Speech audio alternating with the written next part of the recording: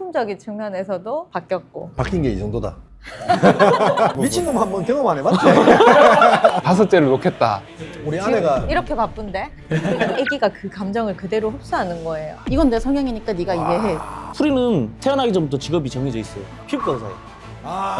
대치동 아빠의 길을 가겠다는 얘기야. 반대를 안 하셨어요 혹시? 이력서처럼 이렇게 처음부터 끝까지 다 적어줬죠. 돈 안 쓰고 나이 훨씬 어린 미모의 여인을 쟁취했다고 지금 자랑하는 거야.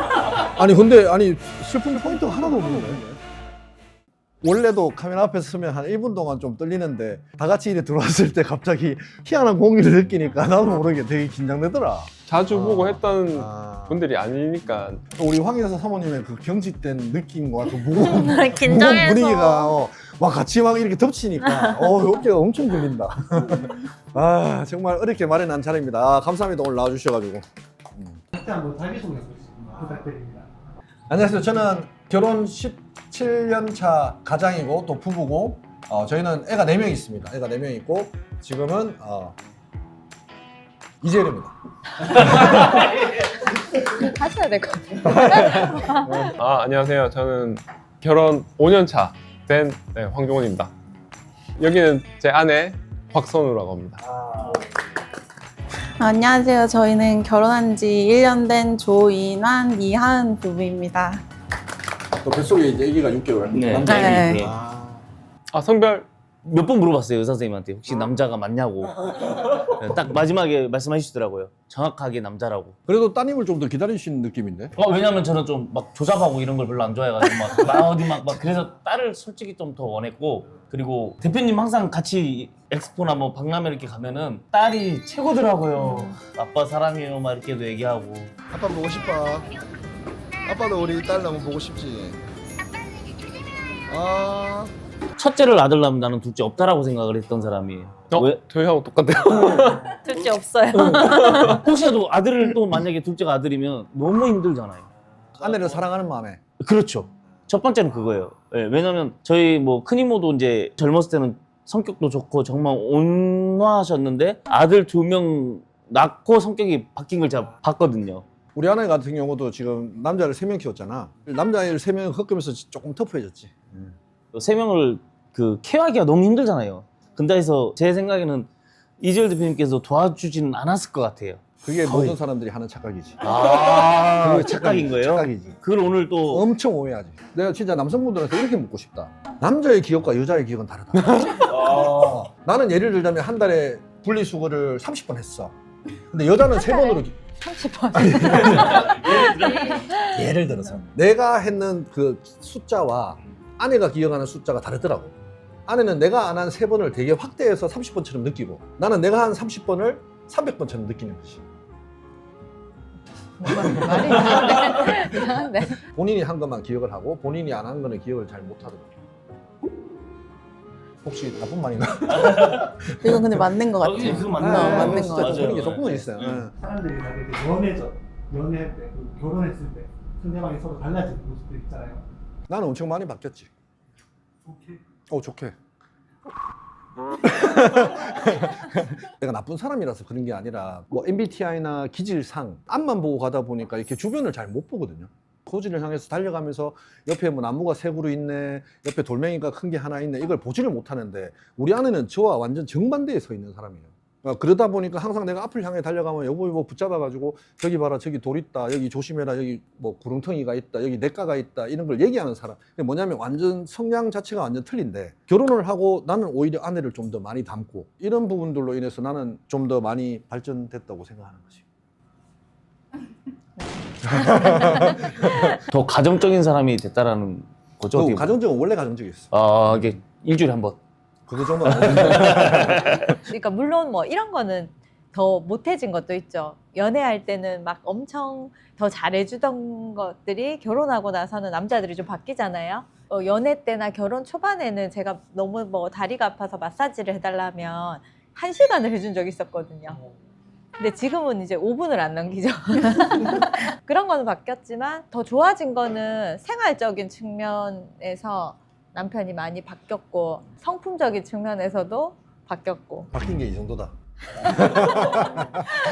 우리는 이사님 네. 결혼할 때 가자 우리 반대 근데- 결혼이잖아요. 저는 사실 솔직히 저는 계속 이런 생각을 좀 많이 해요. 그냥 우리가 연애했을 때로 좀 돌아가고 싶다.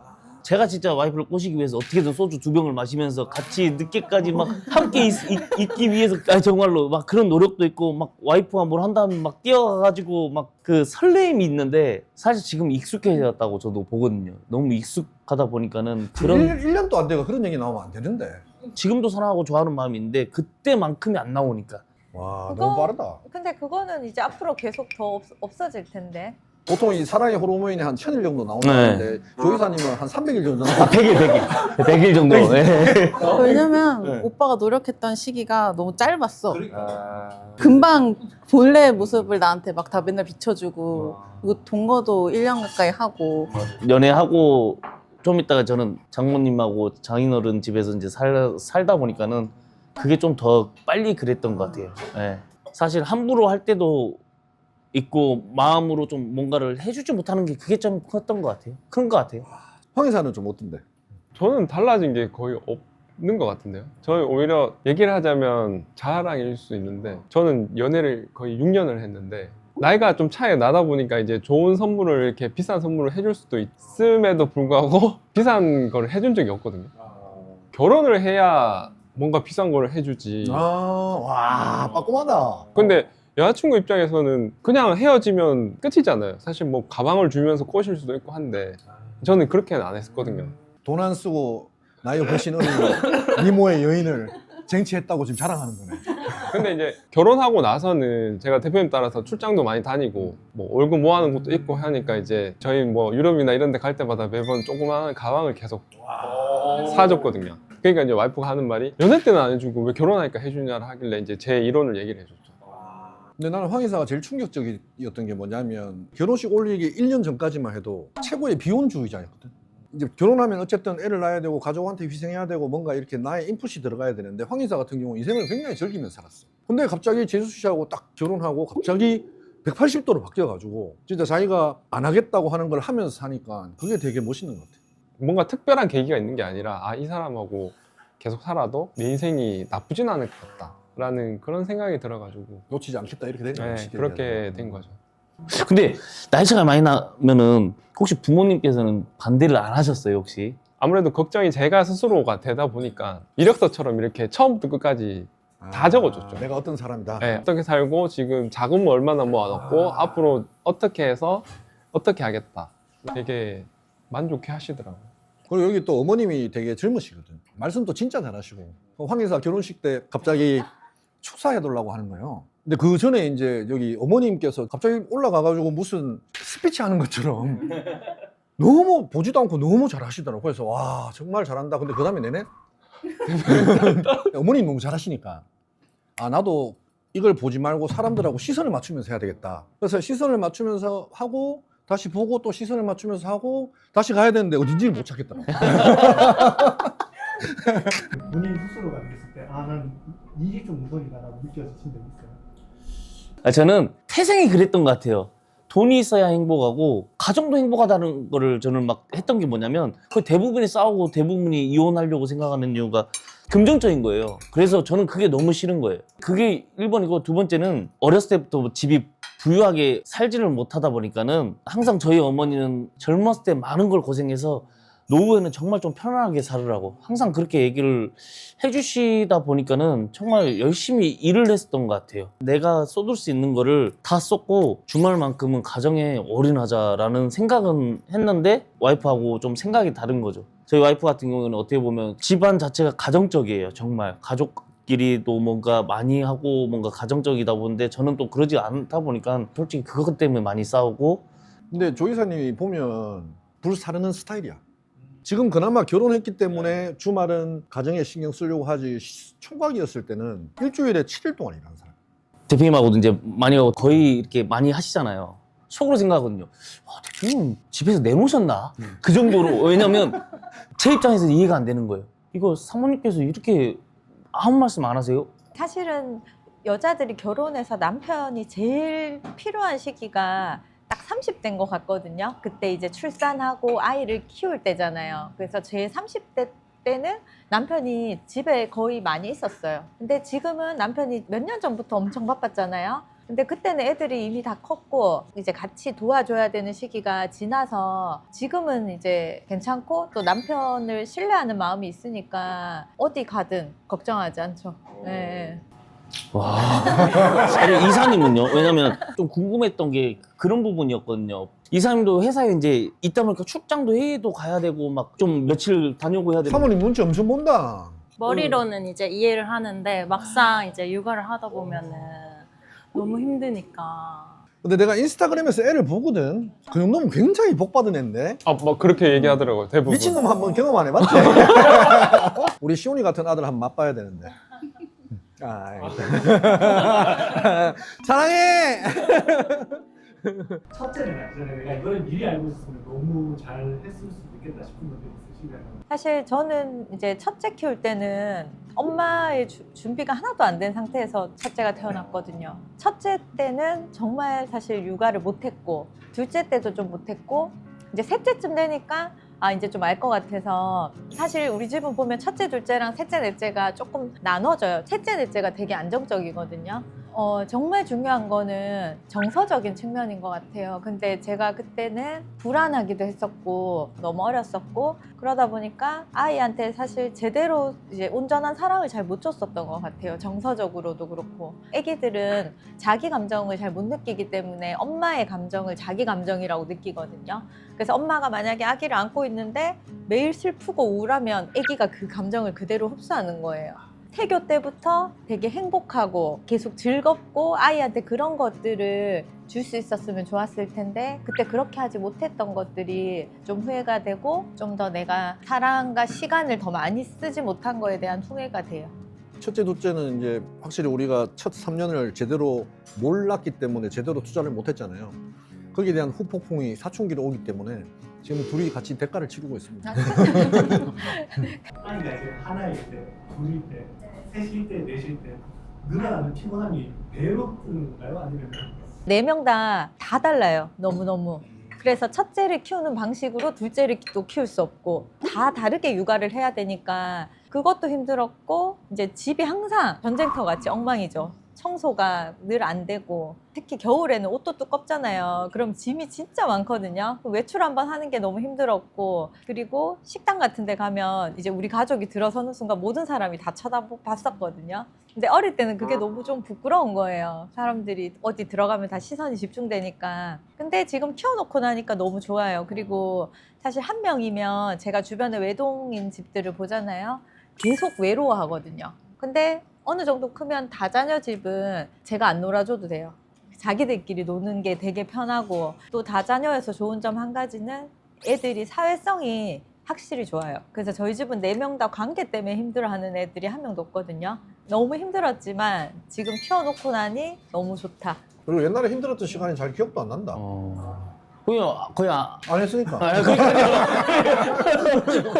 대표님이 저희 이제 마프라가 잘 되면 5째를 놓겠다. 아. 이렇게 얘기하셨는데 그 얘기는 사실 항상 하고 있는데 1년 전에도 얘기했고 2년 전에도 얘기했고 3년 전에도 얘기했고 계속.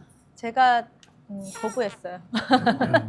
왜냐하면 내가 지금 이제 40대 중반이니까 지금 다시 잠을 못 자고 아기를 케어하려면 30대였으니까 가능했던 것 같거든요. 근데 나이가 들어서 제 주변에 아기를 놓으니까 너무 힘들어하더라고요. 왜냐하면 일단 아기가 태어나면 한 3년은 잠을 잘 못 자요. 근데 이 얘기를 해줄게. 너 지금 4살이잖아. 이제 곧 태어나시잖아요. 제가 아기를 많이 놓고 싶은 욕심은 뭔가 새로운 어떤 사랑할 수 있는 대상이 생긴다는 게 너무 좋다. 다음에 나올 친구는 어떤 얼굴을 하고 나올까? 또 그 친구하고의 사랑의 관계를 누리는 게 너무 좋고 1살, 2살, 3살 때 제일 이쁘잖아. 그 귀여운 시기에 점점이 있잖아요. 돌아올 수 없는 시간이라는 거지. 그때는 누리지 못했던 그 기쁨들을 다시 한번 누려보고 싶은 욕심이 있다는 거지. 내가 진짜 다 볼 자신도 있고 다 케어할 자신도 있지만 우리 아내가 이렇게 바쁜데? 어떻게 한다는 건데? 형이 나한테 맡기면 되지 뭐. 남편들한테 얘기해 줄게.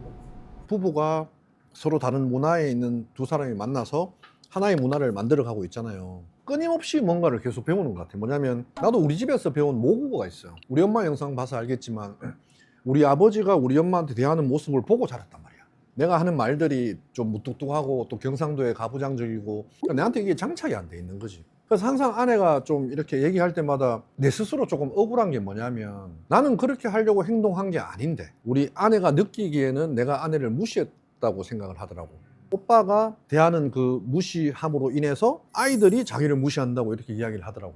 그러니까 예를 들면 이런 것 같아요. 제가 만약에 낑낑거리면서 무거운 걸 들고 있으면 저희 남편은 절대 안 해주시죠. 안 도와주잖아요. 근데 물론 그거 알아요. 왜냐하면 남편이 그 인식을 못 한다는 걸 알아요. 다른 데 집중되어 있기 때문에. 그러니까 우리 집 첫째, 둘째는 이제 덩치도 큰데 아빠하고 또 성향이 비슷하다 보니까 이제 엄마가 무거운 걸 들고 있어도 엄마 내가 들어줄게요. 이게 안 되는 거예요. 그러니까 무시한다는 게 아니라 그러니까 엄마가 막 고생하는 거를 되게 애처로워서 내가 우리 엄마를 지켜줘야지 약간 이런 집 애들이 있거든요. 근데 우리 집 애들은 좀 그런 게 없으니까 그러면 이제 내가 그렇게 하고 싶은데 내가 보이지 않는 영역이다 보니까 그런 것들 때문에 지금 또 계속 공부하고 있는 중이지. 근데 이거 정답은 정해져 있는 거 아니에요? 그러니까 같이 있을 때는 오로지 아내한테만 집중하면 되는 거 아니에요? 근데 지금 집중을 못하고 뭐 일적인 거나 뭐 핸드폰적인 거나 이런 것 때문에 그거를 못 알고 있었어. 알고 있는데 잘 나도 안 되네. 알고 있는데 나도 잘 안 돼요. 저도 오빠한테 맨날 얘기하거든요. 집에서 오빠가 나한테 어떻게 하는지를 보고 애들이 배우니까 말 좀 이쁘게 했으면 좋겠고 그리고 뭔가를 할 때 대답은 하는데 되물어봐요. 뭐라고? 뭐라고? 항상 3번, 4번씩 얘기해야 돼요. 또 그거 갖고 또 싸우는 거예요. 왜 오빠는 내가 얘기할 때 집중을 못해? 아니면 오빠는 맨날 여기 와가지고 핸드폰만 보고 있어? 막 이런 등등등. 황혜사는 그런 거 없을 것 같은데. 맞아요. 엄청 잘해주실 것 같아요. 제 얘기가 아니라 야 당당하다. 아이, 우리 아이한테 직접만 들어보이소 이랬는데. 비슷한가? 비슷한 것 같은데. 하네요. 내가 이제 황인한테 들은 거로는 애가 한 8시, 9시에 자잖아. 그 자기 전까지는 모든 임무를 다 끝내주고 영화를 본다든지 핸드폰을 한다든지 그렇게 하고 있거든. 야, 일단 기본적인 니즈는 다 충족시켜 드리고 있는 걸로 난 알고 있어. 맞아요. 7시부터 한 9시 반까지 한 2시간 반은 밥 먹고 씻고 재우고 책 읽어주고 뭐 이거는 저는 근데 이제 아기가 평일에는 아빠를 보는 시간이 너무 없으니까 주말에 매일 애기하고 어디 놀러 가던데. 그냥 다 같이 이제 아, 다 같이 가는 매주. 거니까. 응. 매주. 열심히 하고 있어요. 학업에 대해 가장 걱정되는 부분이 있으세요? 공부는 중요하지 않다 생각하고 그냥 활발하게 좀 컸으면 좋겠다라는. 아 근데 말만 그렇게 하지 보통 사람들이 그렇게 하기가 쉽지가 않은데 맞죠? 근데 저는 딱 하나 와이프도 항상 얘기하는 영어. 제가 유학을 보낼 능력은 안 되지만 최대한 어릴 때 영어는 이렇게 좀 완벽하게 해주고 싶은 그 생각이 있어요. 저는 근데 뭐 아무리 부모님이 푸시 해도 자기가 이제 원하는 게 있을 거니까 자기가 원하는 것만 좀 찾아주고 싶어서 그러니까 여러 경험을 많이 쌓게 해주고 싶어요. 조이사님은 좀 어때요? 애들. 저는 우리 프리는 아, 태어나기 전부터 직업이 정해져 있어요. 아 뭔데? 진짜 정해져 있어요. 응. 직업이 피부과 의사예요. 아, 네, 딱. 그때 되면 로봇가 다 피부 치료할 것 같아. 그래도 무조건. 네. 아. 왜냐면 제가 너무 안 했어요 공부를. 아. 이런 건 또 물려주고 싶은 거예요. 공부 안 한 걸 물려준 게 아니라 반대로 또 살기 쉽게 해주고 싶고 처음부터 강하게 키우고 싶은 거죠 반대로. 근데 와이프는 또 다르게 생각할 수도 있는 거죠. 엄마도 같은 교육관이에요? 아니요, 저는 약간 황희사님이랑 좀 비슷한 교육관이라 저는 이해하려고 노력을 해요. 근데 왜냐면 너무 확고하니까 자기가 이게 내 성향이야 바뀌어야지가 아니라 이건 내 성향이니까 네가 이해해. 아, 세다. 네, 항상 그렇게 밖에서 얘기를 하니까 부드러운데? 뭐 중학교 때 국제학교를 보낼 거고 교육은 절대 자기가 할 거니까 터치하지 않았으면 좋겠다고. 저는 이렇게 생각하거든요. 피부과 의사가 안 될 수도 있어요. 근데 저는 노력을 했잖아요. 공부를 시키고 말씀대로 영어부터 시작해가지고 노력을 했잖아요. 우선은 노력을 하고 애가 어느 정도를 억지로든 할 거잖아요. 그러면 기초는 있어요. 그 기초만 하더라도 나중에 뭘 먹고 살 수 있다는 걸 알려주고 싶은 거죠. 애가 뭘 딴 걸 전향을 하더라도 빠르게 할 수 있다라고 저는 생각을 하거든요. 그리고 어렸을 때부터 저는 와이프한테도 부탁하고 싶은 게 엄청난 책을 많이 읽어주라고 하고 싶어요. 이게 아빠가 읽어주면 돼. 아빠가 읽어줘야 되는데. 그럴까요? 두 번째로는 집에 거실에 TV를 없애고 싶어요. 그리고 거기에 큰 테이블, 이런 테이블에서 같이 앉아서 뭔가를 할 수 있는 그런 분위기만 만들어줘도 뭔가 조금 어쨌든 그 변화지. 대치동 아빠의 길을 가겠다는 얘기네. 그런 어떻게 보면 그렇죠. 네. 되든 안 되든 어떻게든. 부부는 이제 입시를 어떻게 보나요? 저희도 사실 처음에 남편하고 교육관이 좀 부딪혔었거든요. 많이 싸웠다. 많이 싸웠어요. 지금은 어느 정도 좀 맞춰졌는데 합의를 본 거지. 우리 아이들 세대 때는 인생을 조금 길게 보는 거죠. 길게 봤을 때 행복하게 살 수 있는 길을 선택하게 하기 위해서 저희가 어떤 진로를 정하지 않거든요.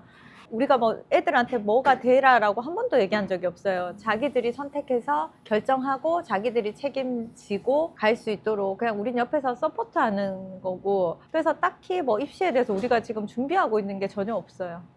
예전에 어떻게 교육이 다르고 저는 어렸을 때 되게 유학 가고 싶었었거든요. 근데 그때 IMF 터지고 막 이러면서 못 가게 됐고, 남편은 유학을 갔잖아요, 일찍.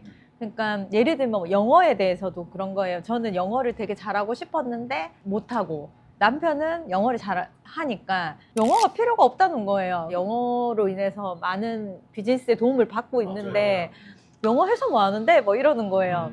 그리고 지금도 당장 큰애가 공부하기 싫다 하면 그럼 학교 그만두고 아빠 회사 와서 택배 싸라 이렇게 얘기해요.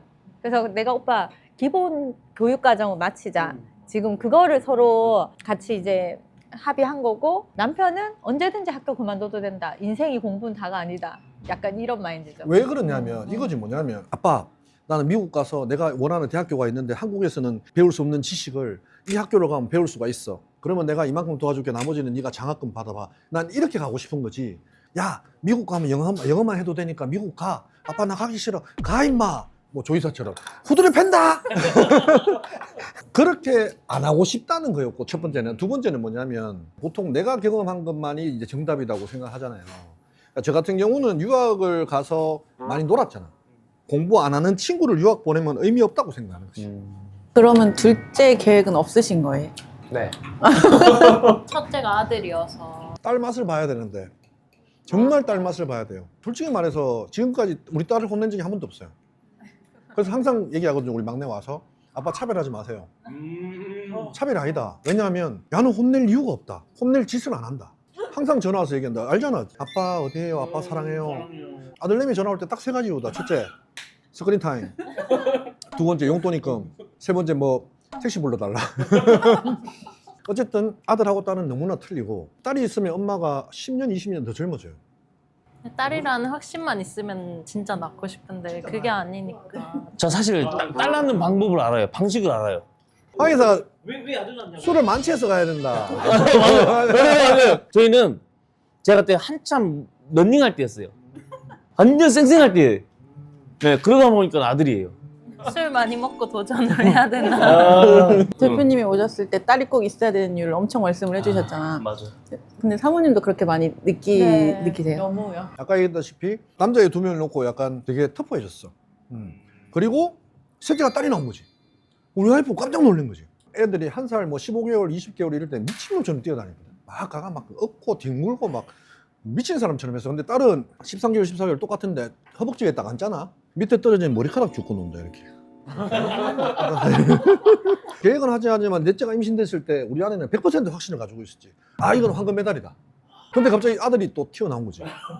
그때 우리 아내도 살짝 좀 우울한 과정들을 좀 겪었었는데, 그 정도로 충격이 컸다. 저도 얘기했잖아요.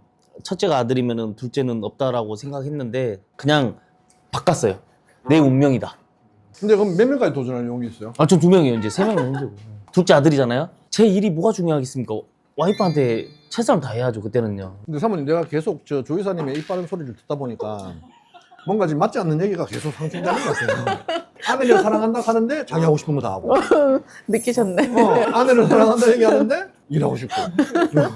대표님이 자주 하시는 말씀 중에 하나가 지금 보험 잘 뜯어내야 된다 라는 말씀을 항상 하셨거든요.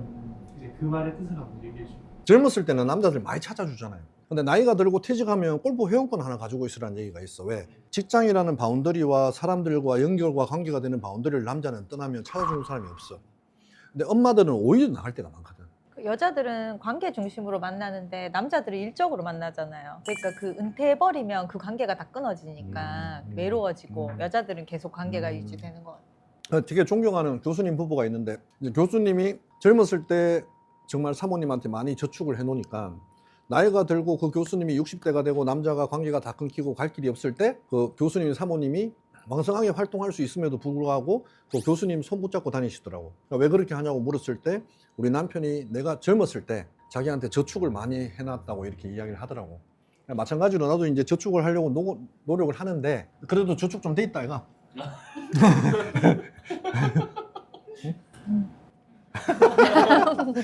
근데 10년 차이 나니까 저는 저축을 많이 해놨죠. 그래도 좀 같이 다닐 수 있으니까.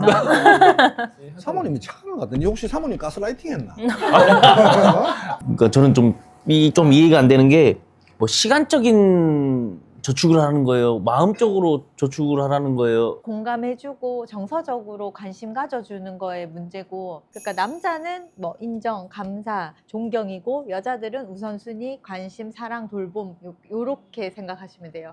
그러니까 채워준다는 거는 이 영역에서 채워줘야 되는 거죠. 예를 들면 늘 와이프를 외롭게 하면서 선물만 많이 사주면 전혀 저축이 안 되는 거죠. 맞죠. 나중에 한번 사랑의 언어 검사를 해보면요, 이제 사람마다 그게 다 다르거든요. 남편은 봉사랑 인정하는 말이었고, 저는 함께 있어주는 시간이랑 인정하는 말이에요. 계속 함께 있어주니까 바뀌더라 선물로. 근데 남편은 선물이 진짜 낮거든요. 근데 남편한테 제가 만약에 계속 선물을 주면 남편한테는 하나도 안 채워지는 거예요. 근데 우리 남편이 자기가 사랑받고 있다고 느끼는 건 아까 말했던 봉사였잖아요. 별보다 돈은 안 들어. 이제 커피 내려주고 뭐 이런 거에서 내가 사랑받는다고 느끼는 거죠. 근데 이제 커피 했는데 네가 따라 먹으라 이렇게 하면 난리 나는 거죠. 난리는 아니고 이제 스크래치가 나는 거지. 스크래치가 나는 거지. 근데 두 분은 싸우시고 나서 어떻게 푸세요? 무조건 해가 지기 전에 풀자라는 거를 처음에 이제 결혼하고 이야기를 나눴었고, 그래서 그거를 거의 지키면서 살아온 것 같아요. 한 번씩 좀 웃기는 걸로 그냥 기분을 풀어주기도 하고, 저도 제가 만약에 이제 남편한테 좀 심하게 말하고 나면 카톡으로라도 사과를 빨리 해요. 저도 엄마 아빠가 좀 많이 싸우는 가정에서 자랐다 보니까 아이들한테는 엄마 아빠가 싸우는 게 정말 너무 무섭고 두려운 환경이거든요. 아이들을 위해서라도 엄마 아빠가 사실 서로 사랑하고 행복하게 잘 지내는 게 저는 일단 첫 번째 자녀 교육 중에 제일 중요한 거라고 생각하거든요. 그래서 엄마 아빠가 싸우는 모습을 애들한테는 안 보여주려고 많이 했었던 것 같아요. 애기 앞에서 혹시 한번 싸운 적 있나? 그러니까 아기가 지금 25개월인데 싸우지 않고 그냥 장난으로 목소리가 서로 커지기만 해도 막 하지 마 이렇게 하더라고. 싸우는 줄 알고. 근데 애들은 그 기운을 네, 느끼더라고요. 그런 걸 아는 것 같아요. 그 공기 안에서 느껴지는 엄마 아빠가 지금 예민하구나 느끼는 것 같아요. 저희는 신혼 때부터 이제 연애할 때부터 이제 얘기를 했거든요. 싸우더라도 각방 쓰지 말자. 두 번째로는 사과를 먼저 해요. 하은이가요. 네, 그리고 오빠 나는 이런 부분이 너무 싫었어.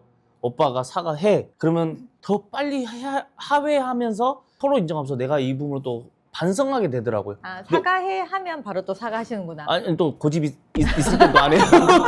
네. 그러면 그때는 이렇게 해주시면 돼요. 그냥 그 단순히 사건만 봤을 때는 내가 잘못한 게 없는데, 네가 내 말 때문에 감정의 상처를 받았다면 그 부분에 대해서 내가 사과할게 하면 다 해결돼요. 근데 내가 봤을 때 만약 사모님이 상처받았으면 그 사건 때문에 상처받는 게 아니고 그 말투 때문에 상처받을 것 같은데. 맞아요. 말투 때문에. 맞죠. 근데 이제 우리가 변론을 하고 싶다면 그 말투가 의도적인 건 아니었다 이거지. 그렇죠. 예. 저하고 대표님하고 성향이 비슷한데 황 이사님하고는 저는 다르다고 느끼거든요. 왜냐면 엄청 말씀도 이쁘게 해주실 것 같고.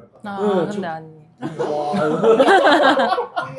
저는 직접적으로 말하거든요. 기분이 나쁘면 한 번씩 예민할 때가 있는데 와 예민하면 약간 그때 이제 말을 톡 쏘면 저는 바로 나 회사 부하 직원 아니라고 나한테 말 그렇게 하지 마 그러면 또 바로 미안하다고 해요. 저희 쌓아두진 않은 것 같아요. 바로 그냥 빨리빨리 정리를 해버리는 게. 어떻게 유종의 미를 어떻게 마무리할까요? 제가 준비한 게 있는데 아, 우리 사티 대표님 이거 한번 그렇게 길지 않은 내용인데 한번 소리 내서 한번 읽어봐 주시면. 이게 F 부모가 읽으면 완전 오열하면서 지금 인스타에 보면 첫 장부터 엄청 운다는 많이 하거든요. 근데 T시니까 어떨지. 감정이입이 별로 안 될 것 같아. 제가 해볼까요? 그러면 우리 딸 이름 넣어서 읽을게요. 엄마는 지금 리아를 기다리고 있어. 엄마랑 처음 떨어져 선생님과 친구들이랑 하룻밤 자고 나올 너를 기다리는데 오래전 기억들이 새록새록 떠오른다. 네가 아기였을 때 엄마는 잠든 내 곁을 쉽게 떠나지를 못했어. 떠났다가도 금방 돌아와 다시 내 숨소리를 듣곤 했어. 내가 안 보는 동안 혹시라도 네가 어떻게 될까봐 겁이 났거든. 네가 좋아했던 깍꿍놀이 기억나니? 안 보이던 엄마가 깍꿍 나타나면 너는 좋아서 까르르 웃었잖아. 나도 좋아서 까르르 웃었고. 그때부터 우리는 조금씩 알아가고 있었던 거야. 잠깐 서로 못 본다 하더라도 아무 일 없이 꼭 다시 만난다는 걸. 하지만 엄마가 잠깐만 안 보여도 내가 불안해할 때가 있었어. 내가 화장실에 들어가면 문을 두드리며 울고, 내가 쓰레기 버리러 나갔다 와도 문 앞에서 목 놓아 울었지. 하지만 너는 곧 깨달았어. 엄마가 당장 보이지 않더라도 금방 너에게 돌아온다는 걸 말이야. 우리는 언제나 다시 만난다는 걸 말이야. 그런 네가 자라 어느새 유치원에 가게 되었어. 첫째, 둘째 날은 씩씩하게 유치원 버스에 올라타던 내가 셋째 날부터 유치원에 안 가겠다고 떼를 썼어. 버스 앞에서 엄마 옷을 붙잡고 눈물을 펑펑 쏟기도 했지. 다시는 엄마를 못 볼 것처럼 말이야. 이제는 아니야. 너는 확실히 알게 된 거야. 아무리 오랫동안 떨어져 있다 해도 우리는 언제나 다시 만난다는 걸. 그런데 참 이상하지. 네가 유치원 버스 타고 캠프를 떠난 날 엄마 마음이 얼마나 허전했는지 몰라. 얼마나 네가 보고 싶었는지 몰라. 혹시나 너도 엄마가 보고 싶어서 힘들어하지 않을까 걱정되기도 했어. 하지만 엄마는 알아. 너는 엄마가 보고 싶어도 꾹 참고 씩씩하게 보냈을 거야. 그래서 엄마도 네가 보고 싶은 걸 꾹 참고 씩씩하게 하루를 보냈단다. 우리는 이렇게 다시 만났지. 서로를 꼭 안았지. 언젠가 네가 더 멀리 떠나고 엄마는 집에 남아 있을 날이 오겠지. 그래서 아주 오랫동안 떨어져 있을 날도 오겠지. 그래도 괜찮아. 너는 엄마가 보고 싶어도 꾹 참고 재미나게 세상을 누빌 테고, 엄마는 네가 보고 싶어도 꾹 참고 하루하루를 지낼 테니까. 아주 오랫동안 우리는 서로 보지 못한다 해도 언젠가 우리는 꼭 다시 만날 테니까. 사랑하는 리아야, 세상을 훨훨 날아다니렴. 날다가 힘들어 쉬고 오고 싶을 때 언제든 왜? 돌아오렴. 엄마가 꼭 안아줄게. 근데 이게 왜? 이걸 읽으면 어떻게 되는 건데? 아니 슬픈 포인트가 하나도 없는데. 아니 옆에 대표님이 계속 얼마나 남았지 이러고 계속. 약간 조금 울컥울컥하는 포인트가 있었는데 내가 최대한 지금 안 울려고 했었는데. 아 진짜?